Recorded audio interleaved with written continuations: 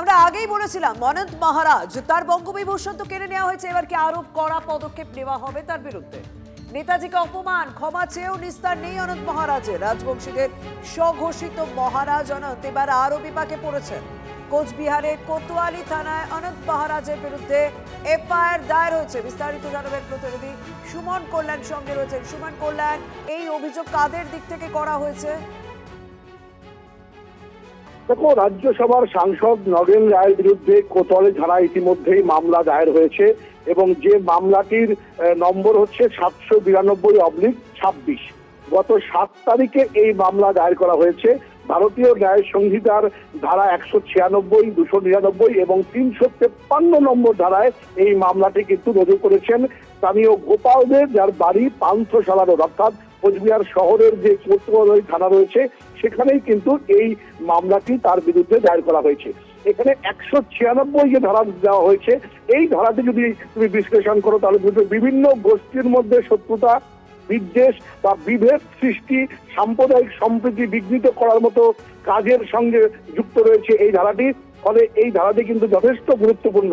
এছাড়া দেওয়া হয়েছে 299 ধারা, ইচ্ছাকৃতভাবে ধর্মীয় অনুভূতিতে আঘাত করার উদ্দেশ্যে তার এই বক্তব্য এবং এই কাজ, এটা কিন্তু ধারাতে উল্লেখ করা হয়েছে। আরো একটি ধারা যুক্ত করা হয়েছে এর সাথে, সেটি হচ্ছে 353।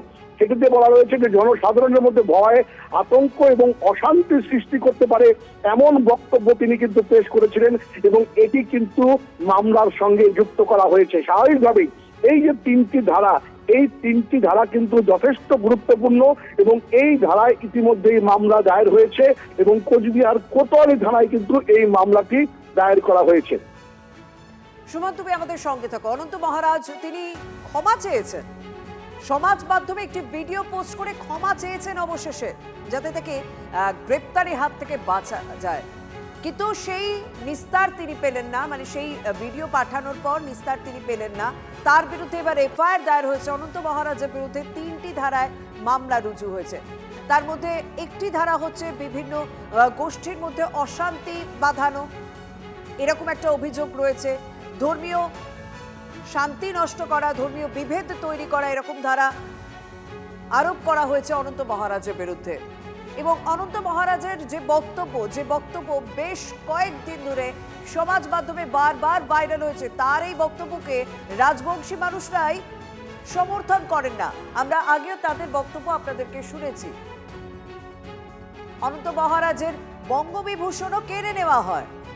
আগের সরকারের পক্ষ থেকে 21শে ফেব্রুয়ারি তাকে বঙ্গবিভূষণ দেওয়া হয় এবং তার এই বারবার নেতাজিকে অপমান করা, এই ঘটনার পরিপ্রেক্ষিতে তার বঙ্গবিভূষণ গতকাল কেড়ে নেওয়া হয়েছে। তারপর তিনি রাতের দিকে সমাজ মাধ্যমে একটি ভিডিও পোস্ট করেন যেখানে তিনি ক্ষমা চান, কিন্তু ক্ষমা চেয়েও নিস্তার নেই অনন্ত মহারাজের। রাজবংশীদের স্বঘোষিত মহারাজ অনন্ত এবার আরও বিপাকে পড়েছেন। কোচবিহারের কোতোয়ালি থানায় অনন্ত মহারাজের বিরুদ্ধে এফআইআর দায়ের হয়েছে।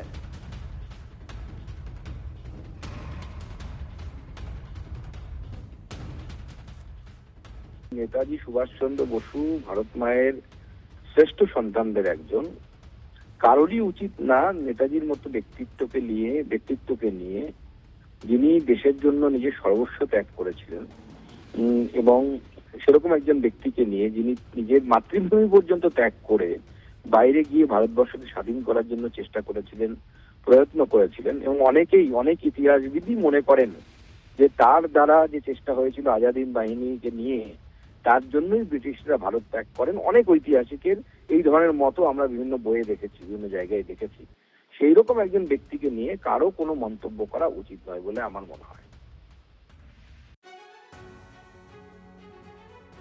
স্বঘোষিত মহারাজ নগেন্দ্র রায় গতকাল সমাজ মাধ্যমে কোন ভিডিও পোস্ট করেন একবার শোনাই আপনাদেরকে। নেতাজির প্রতি সম্মান জানিয়ে বলছি, নেতাজি সম্পর্কে আমার অনিচ্ছাকৃত কিছু বক্তব্যের জন্য কেউ যদি মানসিকভাবে আঘাত পেয়ে থাকেন তার জন্য আমি আন্তরিকভাবে দুঃখিত। মুখ্যমন্ত্রী যা বলেন তা করে দেখান। নেতাজিকে যে অপমান করবে তার বিরুদ্ধে আইন অনুযায়ী ব্যবস্থা নেওয়া হবে। উত্তরবঙ্গ উন্নয়ন মন্ত্রী নিশীথ প্রামাণিক কি বলেছেন শুনবো। আপনারা খুব ভালো করে জানেন যে মাননীয় মুখ্যমন্ত্রী শুভেন্দু অধিকারী যা বলেন সেটা করে দেখান, এবং নেতাজি আমাদের প্রত্যেকের জন্য বরেণ্য, নেতাজি আমাদের প্রত্যেকের নেতা, এবং যিনি সারা বিশ্ব যাকে সম্মান করে। এবং মাননীয় মুখ্যমন্ত্রী কালকে স্পষ্ট করে দিয়েছেন যে সেই যেই হোক না কেন, যত বড় নেতা মন্ত্রী সাংসদ হোক না কেন, তার বিরুদ্ধে আইনি যে অ্যাকশন সেটা কিন্তু নেওয়া হবে।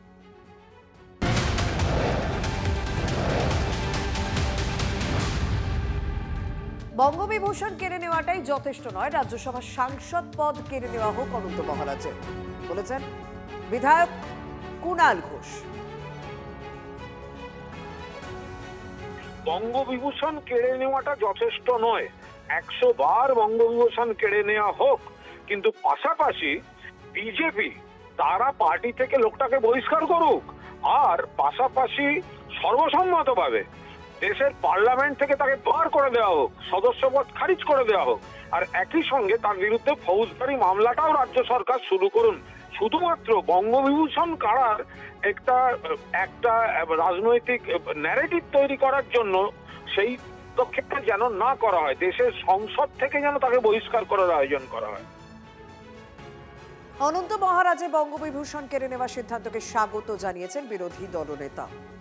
স্বঘোষিত মহারাজে পাগড়ি খুলে নেওয়ার দাবি ঋতব্রত বন্দ্যোপাধ্যায়। যেভাবে তিনি নেতাজি সুভাষচন্দ্র বসুকে ধারাবাহিকভাবে অপমান করে চলেছেন, মানে তাতে এই যে সিদ্ধান্ত রাজ্য সরকার নিয়েছেন একদম সঠিক সিদ্ধান্ত, মানে তো স্ট্রিপিং অফ অনার। আমি তো আরও খুশি হব কেউ যদি মানে নেতাজির যে চরম অপমান হয়েছে পাগড়িটা হচ্ছে টেনে খুলে নেয়, পাগড়ির মধ্যে পালক লাগিয়ে চারিদিকে হচ্ছে সংসেজে ঘুরে বেড়ায়, ওই পাগড়িও টেনে খুলে নেওয়া দরকার। স্ট্রিপিং অফ দিস অনার, মানে কেন ওনাকে দেওয়া হয়েছিল এটা প্রাক্তন মুখ্যমন্ত্রী ডক্টর মমতা ব্যানার্জি বলতে পারবেন। শুধু সম্মান কেড়ে নেওয়া নয়, ওনার বিরুদ্ধে উনি শুধু নন, যারাই হচ্ছে নেতাজিকে অপমান করছে তাদের বিরুদ্ধে আইনগত ব্যবস্থা হোক।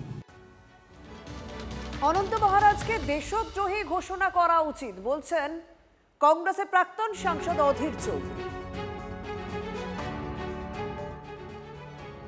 মমতা ব্যানার্জি তাকে বঙ্গভূষণ দিলেন, তার নিজের বক্তব্য বাংলা থেকে আলাদা হয়ে যাওয়া, তারপরে তিনি এখন নেতাজিকে আক্রমণ করার হিম্মত পাচ্ছেন।